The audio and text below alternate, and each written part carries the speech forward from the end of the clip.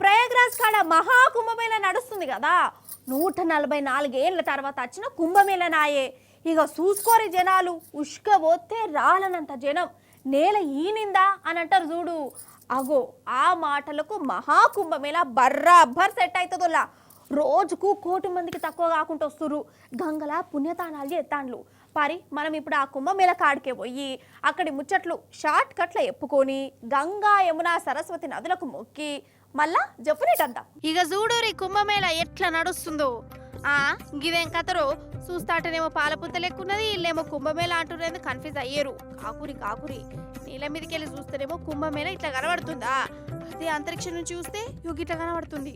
మొగుల మీద ఉన్న నాసా వ్యోమగామి అంతరిక్షం నుంచి మన కుంభమేళను ఫోటో తీసిండు. అర్ధరాత్రి పూట కుంభమేళ ఎట్లా వెలిగిపోతుందో చూడరు అనుకుంటా మురిసిపోయి ఫోటోలు పెట్టిండు.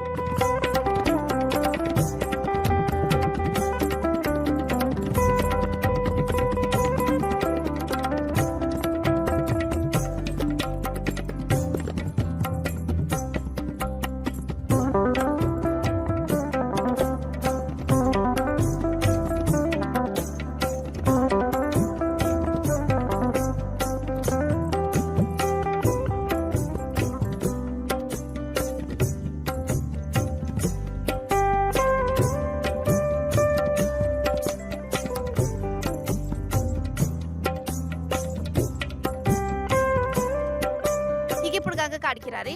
అగో లచ్చలు కాదు 10 లక్షలు కాదు, దినాం దగ్గర 1 కోటి మందికి మీదనే త్రివేణి సంఘం కాడ పుణ్యతానాలు ఎత్తాళ్ళు. మన దునియాలనే జరుగుతున్న పెద్ద కుంభమేళ ఇదేనాయే. దేశం నుంచే కాదు ఏరేరే దేశాల నుంచి కూడా జనాలు వస్తుర్రు అన్నట్టు. అగో మన అమిత్ షా సార్ ఉన్నట్టున్నది కదా. అమిత్ షా సారు కూడా త్రివేణి సంగమంలో తానం చేసిండోళ్ళ.